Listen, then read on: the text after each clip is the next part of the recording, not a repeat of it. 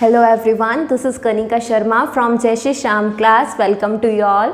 तो last class में हम लोगों ने हार्ट के बारे में पढ़ लिया था कि भाई कल कार्डिक साइकिल पढ़ा था और कार्डिक साइकिल के साथ साथ क्या पढ़ा था कि जो हार्ट है भाई कार्डिक साइकिल पढ़ा और भाई हार्ट रिलेटेड सारे फंक्शंस पढ़े है ना कि कहाँ कब क्या होता है, कार्डिक साइकिल का टाइम ड्यूरेशन क्या होता है, ये सब पढ़ा.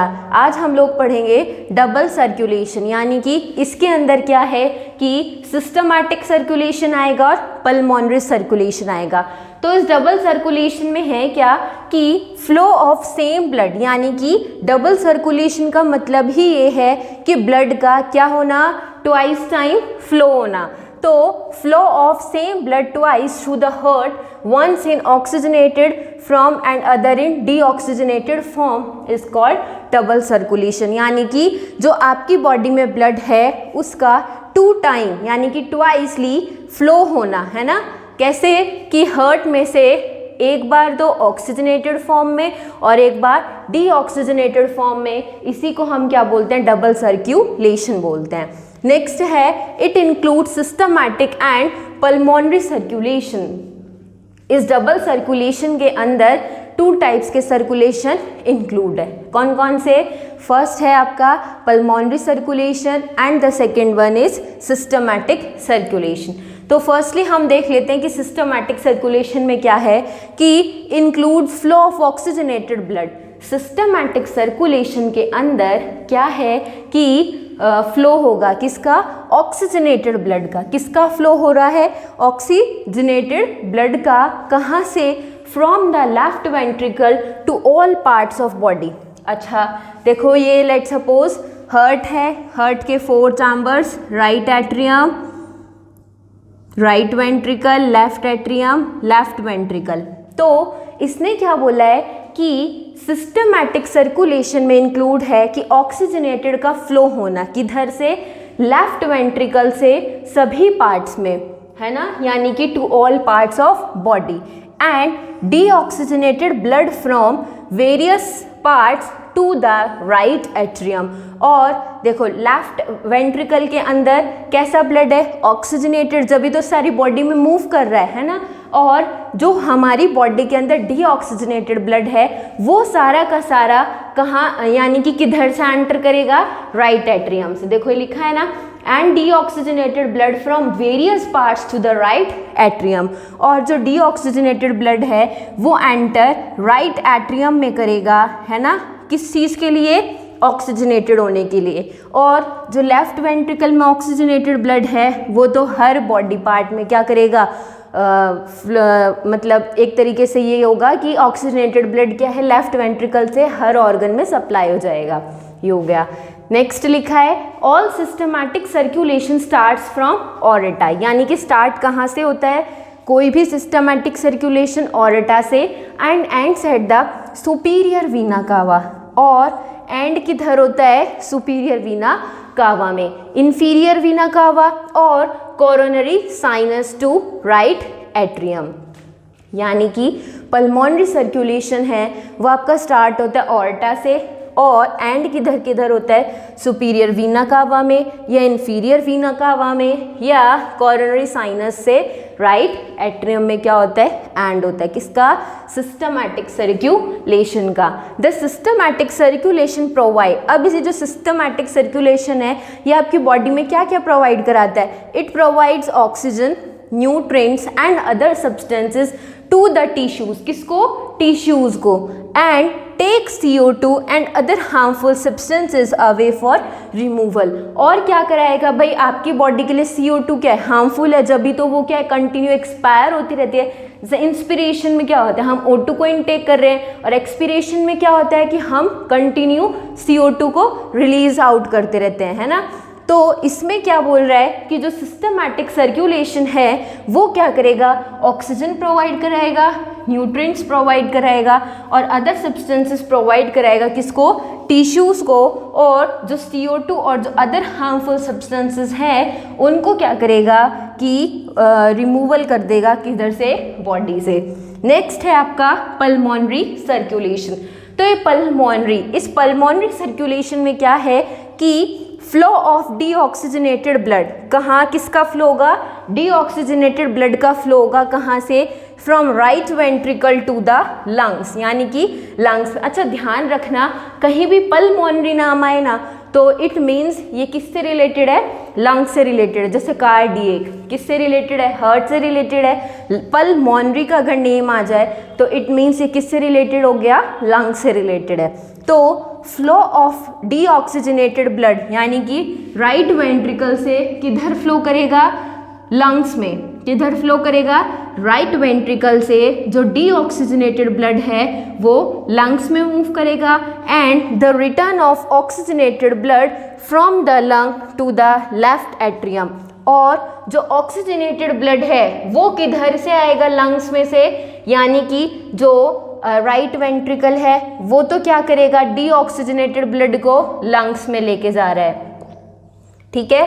और जो ब्लड ऑक्सीजनेटेड होकर आ रहा है, क्या बोला इसने, ये देखो ये लिखा, and return of the oxygenated blood from the lung to the left atrium, यानी कि राइट वेंट्रिकल से तो डीऑक्सीजनेटेड ब्लड लंग्स में जा रहा है, और क्या हो रहा है कि जो ऑक्सीजनेटेड ब्लड है वो किधर से एंटर कर रहा है, लेफ्ट एट्रियम से ऑक्सीजनेटेड ब्लड क्या कर रहा है, एंटर कर रहा है लंग्स में से, ठीक है। ये लिखा है कि from the lung to the left atrium is called pulmonary circulation, इसी को हम क्या बोलते हैं, पल्मोनरी सर्कुलेशन बोलते हैं। The pulmonary vein from each lung transport the oxygenated blood to the left atrium, यानी कि जो पल्मोनरी वीन है किसके अंदर, लंग्स में से हर एक जो पल्मोनरी वीन है वो क्या कर रहा है, वो ऑक्सीजनेटेड ब्लड को लेफ्ट एट्रियम के थ्रू एंटर करा रहा है। यानी कि लंग्स है उसके अंदर क्या है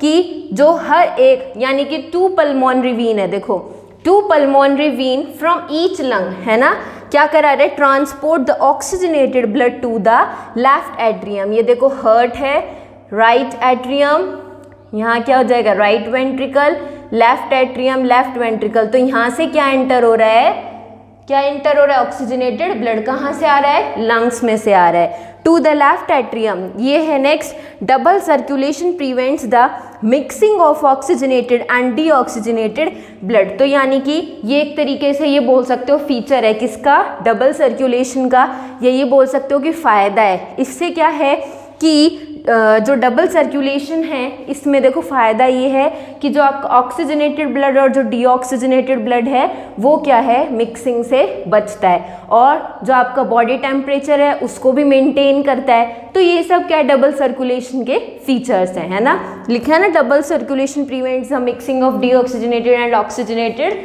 ब्लड, है ना। तो अब नेक्स्ट हेडिंग पढ़ेंगे हम लोग, रेगुलेशन ऑफ कार्डियक एक्टिविटीज़। तो नेक्स्ट हेडिंग डालो regulation of cardiac activity, then उसके बाद हम लोग पढ़ेंगे डिसऑर्डर्स ऑफ, जो भी आपके हार्ट रिलेटेड डिसऑर्डर्स हैं उनके डिसऑर्डर्स। तो डिसऑर्डर्स ऑफ सर्कुलेटरी सिस्टम, और अभी पहले उससे पहले एक हेडिंग और बची हुई, रेगुलेशन ऑफ कार्डियक एक्टिविटी। तो नेक्स्ट हेडिंग डालो regulation of cardiac activity. Now the next heading is regulation of cardiac activity।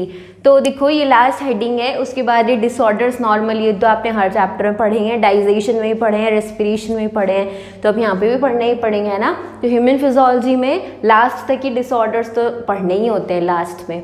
तो रेगुलेशन ऑफ कार्डियक एक्टिविटी में क्या है कि नॉर्मल टिश्यूज़ ऑफ हार्ट, यानी कि जो हार्ट के नॉर्मल टिश्यूज़ हैं are regulated by nodal tissues. किससे रेगुलेटेड होते हैं वो, नोडल टिश्यूज से। नोडल टिश्यूज़ कौन कौन से आ गए, SA and AV node. So the heart is myogenic, यानी कि जो हार्ट है, ह्यूमन हार्ट है वो मायोजेनिक है, और ये बोल सकते हैं ऑटो एक्साइटेबल है। इससे क्या है कि क्या चीज़ प्रूव करिए कि अगर हम ह्यूमन हार्ट को बॉडी में से निकाल के रख दें सॉल्यूशन में तो वो तब भी क्या है, वर्क करेगा। इसलिए यहाँ पे इसको ऑटो एक्साइटेबल या मायोजेनिक हार्ट बोला है ना। नेक्स्ट है a special neural centre in medulla oblongata. Medulla oblongata को हमेशा ध्यान रखना कि बहुत बार आ गया है ये, देखो डाइजेशन में भी आया है, डाइजेशन में आया है या नहीं आया है, वॉमिटिंग के टाइम, कि भाई अगर वॉमिटिंग सेंटर क्या होता है, मेडुला ऑब्लोंगेटा होता है। फिर रेस्पिरेशन में मेडुला ऑब्लोंगेटा का नाम आया था। फिर वापस से अब इसमें सर्कुलेटरी सिस्टम में भी मेडुला ऑब्लोंगेटा आ गया, क्या कि अ स्पेशल न्यूरल सेंटर, यानी कि मेडुला ऑब्लोंगेटा के अंदर एक स्पेशल न्यूरल सेंटर मिलता है जो क्या मॉडरेट करता है, कार्डियक फंक्शन बाय एएनएस, यानी कि which moderates the cardiac function by ANS, है ना। नेक्स्ट है sympathetic nerve can increase the rate of heart beat. ये ध्यान रखना कि जो सिंपैथेटिक नर्व है वो तो क्या करती है, हार्ट रेट को इंक्रीज करती है और या हार्ट बीट को इंक्रीज करती है, और पैरासिम्पैथेटिक नर्व्स हैं उसमें से क्या कि जो एएनएस है, यानी कि देखो सिंपैथेटिक तो क्या करते हैं, इंक्रीज करती है, पर पैरासिम्पैथेटिक नर्व्स क्या करती हैं, डिक्रीज करती है, किसको, हार्ट बीट को। एड्रिनल मेडुला हार्मोन, यानी कि adrenal medullary hormone also increase the cardiac output.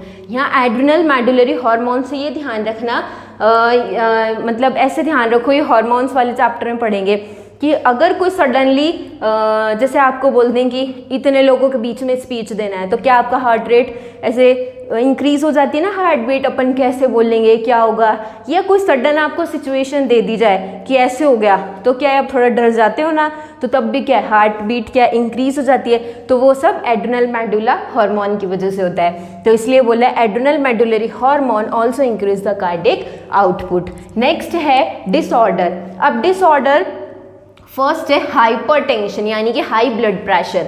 इस हाइपरटेंशन में क्या है कि blood pressure higher than 120/80 mmHg। Normal क्या है हार्ट ब्लड प्रेशर, वो 120/80 mmHg है, लेकिन अगर इससे ज़्यादा हो गया तो इसका मतलब क्या है, ब्लड प्रेशर क्या है, हाई है। तो यहाँ 120 किसको इंडिकेट कर रहा है, it indicates the systolic. Systolic का मतलब क्या बताया, तो कॉन्ट्रैक्शन, है ना, दैट इज पंपिंग प्रेशर, यानी कि सिस्टोलिक यानी कि कॉन्ट्रैक्शन हो रहा है ना 120 पे। And 80 mmHg is the diastole resting pressure. ये 80 क्या शो कर रहा है, डायस्टोल को शो कर रहा है, जो क्या है, रिलैक्सेशन या डायस्टोलिक या रेस्टिंग प्रेशर को शो करता है। It leads to heart diseases and affect vital organ like brain and kidney. अगर क्या हो गया कि आपकी हाइपरटेंशन हो गई, क्या हो गई, अगर हाइपरटेंशन हो गई यानी कि हाई ब्लड प्रेशर हो गया, तो इससे जो आपके वाइटल ऑर्गन्स हैं, है ना, जैसे ब्रेन और किडनी, उन पे क्या होगा, अफेक्ट होने लग जाएगा। ऐसे नहीं कि एक बार ही आपको हाई ब्लड प्रेशर हो गया तो एक बार में अफेक्ट हो गया, नहीं, अगर ये चीज़ कंटिन्यू रही तो क्या होता है कि आपके ऑर्गन्स पे इफेक्ट पड़ने लग जाता है। नेक्स्ट है कोरोनरी आर्टरी डिजीज। इसके अंदर क्या है, कॉमनली कॉल्ड एथेरोस्क्लेरोसिस। कॉमनली हम इसको क्या बोलेंगे, एथेरोस्क्लेरोसिस बोलेंगे। दैट अफेक्ट ब्लड वेसल, जो किसको अफेक्ट करती है, ब्लड वेसल को अफेक्ट करती है। That supply blood to heart muscle due to deposition of fat, calcium, cholesterol that makes the arteries lumen narrower. इसके अंदर क्या होता है, लेट्स सपोज ये आपकी क्या है, आर्टरी है, क्या हो गई, ये ऐसे समझ लो आपकी क्या है, ब्लड वेसल हो गई, आपकी बॉडी की ब्लड वेसल है, यहाँ से क्या है, ब्लड फ्लो हो रहा है, ठीक है।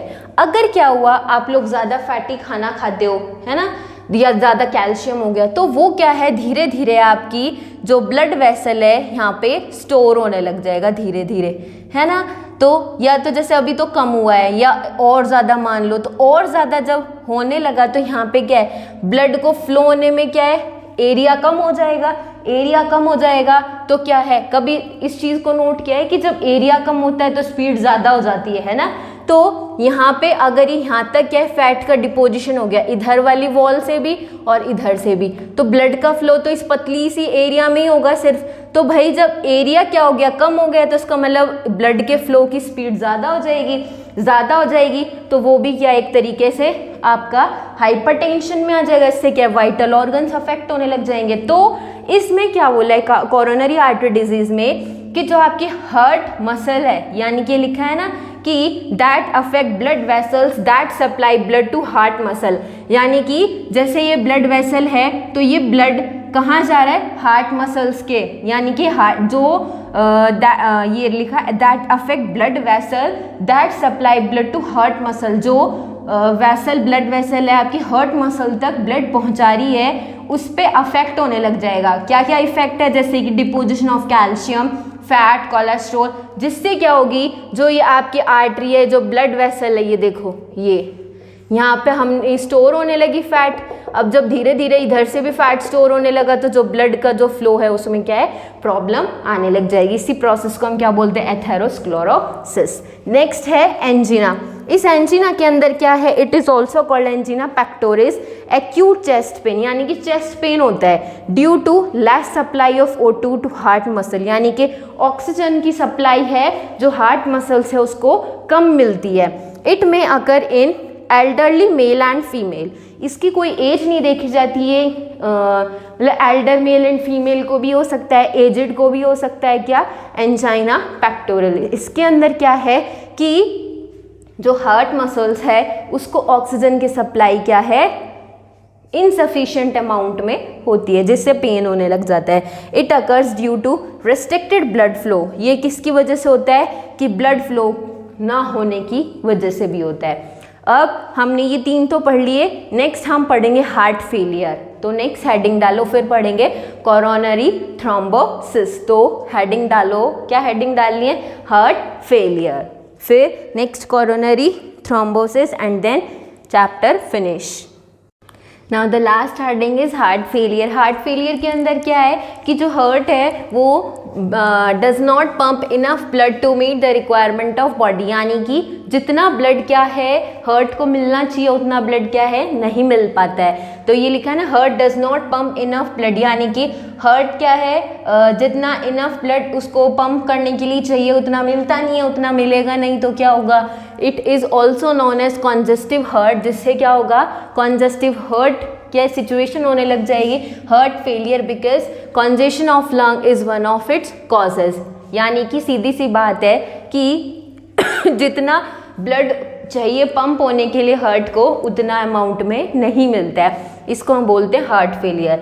पर जो हार्ट फेलियर है वो हार्ट अटैक से डिफरेंट है। हार्ट अटैक के अंदर क्या है कि जो हार्ट मसल्स हैं वो डैमेज हो जाती हैं, क्यों, ड्यू टू, या ये बोल सकते हो बाय इनएडिक्वेट ब्लड सप्लाई, यानी कि यहाँ पे क्या होता है कि ब्लड सप्लाई है वो कम मिलती है, जिससे हार्ट मसल क्या है डैमेज हो जाती है, और उधर क्या है कॉन्जेस्टिव हार्ट, या ये बोल सकते हो कॉन्जेशन ऑफ लंग्स हो जाता है। यहाँ पे हार्ट अटैक के अंदर क्या है कि जो हार्ट मसल्स हैं वो डैमेज हो जाती हैं इनएडिक्वेट अमाउंट ऑफ ब्लड सप्लाई नहीं मिलने पर। नेक्स्ट है कार्डियक अरेस्ट। कार्डियक अरेस्ट का मतलब ये है कि जब हार्ट क्या कर दे, बीटिंग करना स्टॉप कर दे, तो ऑटोमेटिकली जो ह्यूमन बीइंग है वो क्या हो जाएगी, इसकी डेथ हो जाएगी। इसी को हम क्या बोलते हैं, कार्डियक अरेस्ट बोलते हैं। तो देखो एक एक लाइन से ही सारे अलग हो गए ना, हार्ट फेलियर अलग हो गया, हार्ट अटैक अलग हो गया, और ये कार्डियक अरेस्ट अलग हो गया। नेक्स्ट है कोरोनरी थ्रोम्बोसिस। के अंदर क्या है कि क्लॉट का फॉर्मेशन हो जाएगा, कहाँ पे, कोरोनरी आर्टरी में, इस कोरोनरी थ्रोम्बोसिस। यानी कि थ्रोम्बोसिस का मतलब ही ये है क्या कि क्लॉट का फॉर्मेशन हो जाना, कहाँ पे, कोरोनरी आर्टरी में।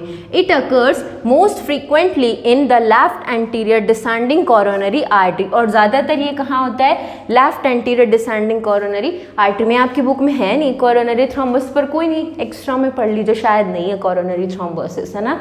तो ये आज आपका यहाँ पे चैप्टर कंप्लीट हो गया। डिसऑर्डर्स भी कर लिया हम लोगों ने। तो आज की क्लास के जो आपको नोट्स और टेलीग्राम लिंक पे टेलीग्राम चैनल पे मिल जाएंगे, आप डिस्क्रिप्शन बॉक्स में देख सकते हैं।